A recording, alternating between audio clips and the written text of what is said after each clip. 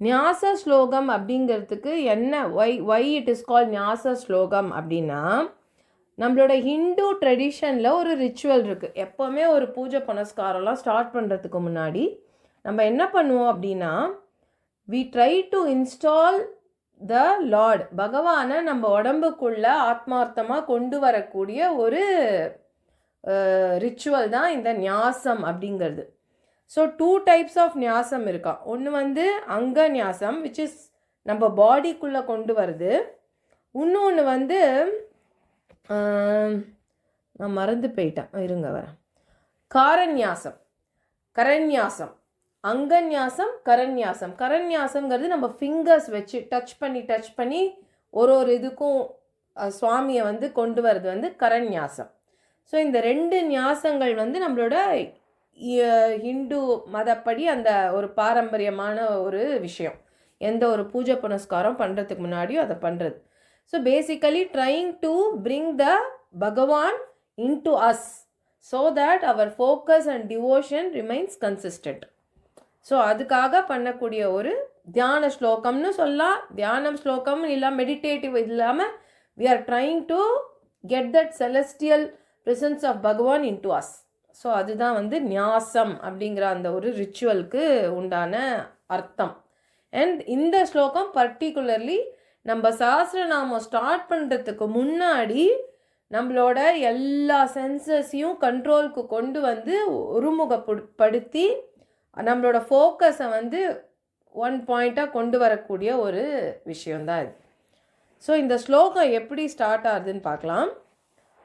ஓம் அஸ்ய ஸ்ரீ விஷ்ணோர் திவ்ய சகஸ்ரநாம ஸ்தோத்ர மகாமந்திரஸ்ய ஸ்ரீ வேதவியாசோ பகவான் ரிஷிஹி அனுஷ்டுப் சந்தஹ ஸ்ரீ மகாவிஷ்ணு பரமாத்மா ஸ்ரீமன் நாராயணோ தேவதா அமிர்தம் சூத்பவோ பானுரிதி பீஜம் தேவகி நந்தன சிஷ்டேதி சக்திஹி உத்பவ சோபனோ தேவ இதி பரமோ மந்திரஹ சங்கப்ரநந்தகி சக்ரீதி கீலகம் சார்ங்கதன்வா கதாதர இத்யஸ்திரம் ரதாங்கபாணி ரக்ஷோபிய இதி நேத்ரம் த்ரிசாம சாமக சாமேதி கவச்சம் ஆனந்தம் பரபிரம்மேதி யோனிஹி ருது சுதர்சன கால இதி திக்பந்தஹ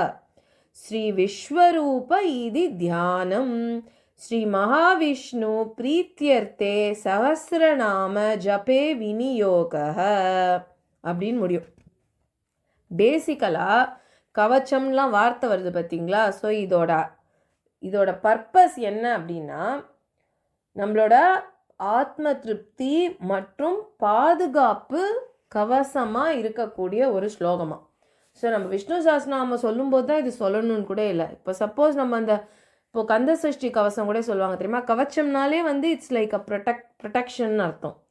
ஸோ நம்ம இப்போ எங்கேயா ஒரு பயம் வருது அப்படின்னா கந்த சஷ்டி கவசம் எடுத்து படி அப்படின்னு சொல்லுவாங்க. ஏன்னா அந்த பயத்தை வந்து போக்கக்கூடிய ஒரு பவர் இருக்குது அந்த கந்த சஷ்டி கவசத்துக்கு. அதே மாதிரி இந்த பிட்டு இருக்குது பார்த்தீங்களா, இந்த piece of sloka that we chant as part of Nyasa Shlokams before we start the Namavalis is also considered as one of the Kavacham. Basically one of the Shloka that is for protection.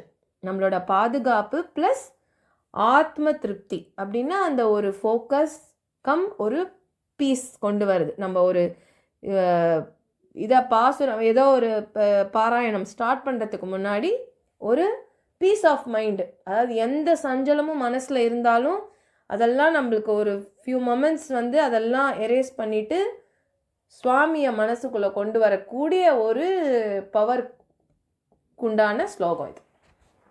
ஓகேவா? திருப்பி ஒரு வாட்டி சொல்கிறேன், அப்புறம் meaning சொல்கிறேன். நீங்களாம் repeat பண்ணலாம். இது ஒரு கைண்டாக ஒரு பேரா மாதிரி வரும். இது கொஞ்சம் பெருசு, கரெக்டாக 4 லைன்ஸ் கிடையாது. ஸோ அதனால் சொல்கிறேன், ரிப்பீட் பண்ணுங்க. ஓம் அஸ்ய ஸ்ரீ விஷ்ணோர்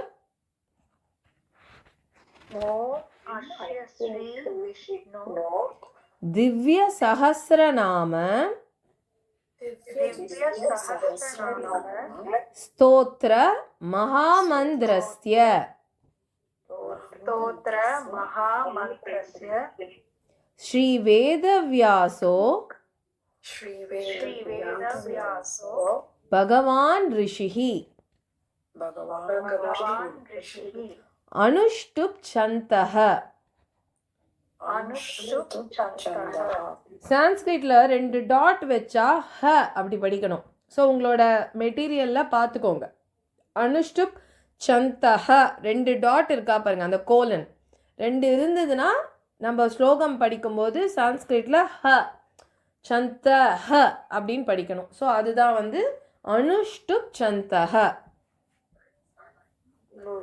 अनुष्टुप् छन्तः.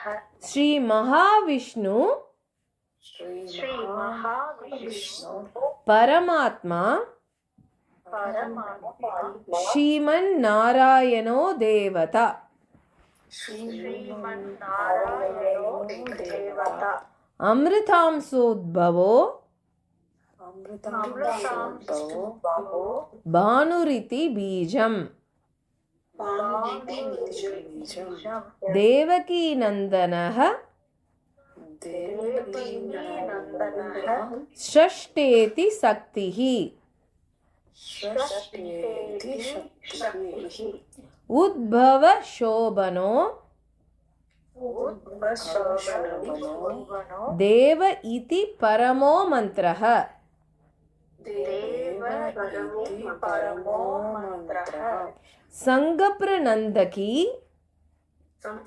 शङ्खभ्रुनन्दकी சக்ரீதி கீலகம் शक्तिकीलकम् சார்ங்கதன்வா शार्ङ्गधन्वा கதாதர இத்யஸ்திரம் गदाधरइत्यस्त्रम् ரதாங்கபாணி रथाङ्गपाणि ரக்ஷோபிய रक्षोभ्य இதி நேத்ரம் नेत्रम् த்ரிசாமா त्रिसामा சாமக सामग சாமேதி கவச்சம் सामिकवचम् ஆனந்தம் आनन्दं பரபிரம்மேதி परब्रह्मेति யோனிஹி योनिः ருது சுதர்சன रुदर्शन கால இதி திக்பந்தः कालदिक्पन्तः ஸ்ரீ விஸ்வரூப श्री विश्वरूप இதி தியானம் ज्ञानं ஸ்ரீ மகாவிஷ்ணு श्री महाविष्णु பிரீத்யர்த்தே प्रीत्यर्थे சஹஸ்ரநாம नाम ஸ்தோத்ர स्तोत्र ஜபே விநியோகः ஜபே விநியோகः जपे विनियोगः கரெக்ட். ஸோ இதோட மீனிங் வந்து ஓம் அஸ்ய ஸ்ரீ விஷ்ணு திவ்ய சஹஸ்ரநாம ஸ்தோத்திர மகாமந்திரஸ்ய அப்படின்னா இந்த விஷ்ணு சஹஸ்ரநாம ஸ்தோத்திரத்துடைய சிறப்புகளை பார்க்க போகிறோம். அந்த சிறப்புகளை பார்க்கும்போதே நம்மள அறியாமல் அந்த சுவாமியை நம்ம மனசுக்குள்ளே கொண்டு வந்துருவோமா. அதனால தான் அந்த மாதிரி எழுதியிருக்காங்க இந்த ஞாச ஸ்லோகத்தை. ஸோ பேசிக்காக நம்ம முன்னாடி பிட்டு பிட்டாக பார்த்துன்னு வந்த ஓரிரு ஸ்லோகத்தோட கம்பைலேஷன் மாதிரி தான். ஸ்தோத்திர மகாமந்திரஸ்ய ஸ்ரீ வேதவியாசோ பகவான் ரிஷிகி. ஸோ அந்த ஸ்லோகத்தை பற்றி தெரிஞ்சுக்கிறோம். வேதவியாசோ பகவான் ரிஷிகி அப்படின்னா இந்த மகாமந்திரத்துக்கு பகவான் யார்? வேதவியாசர். அவர் தானே கம்பைல் பண்ணது, அவர் தான் வந்து இதோட ரைட்டர்.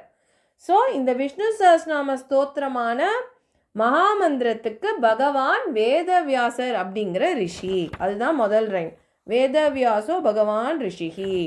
அனுஷ்டுப் சந்தஹ அப்படின்னா அந்த சந்தம் அந்த அந்த அதோட பொய்டிக் அந்த வெர்ஷன் பார்த்தோம் பார்த்தீங்களா. அனுஷ்டுப் சந்தஹ அப்படின்னு அந்த 4 அந்த சிலபல்ஸ் பற்றி சொன்னனே. ஸோ அனுஷ்டுப் சந்தம் அப்படிங்கிற அந்த ஒரு பொயட்டிக் கிராமர் யூஸ் பண்ணி எழுதப்பட்ட அந்த ஒரு டைப்பில் எழுதப்பட்ட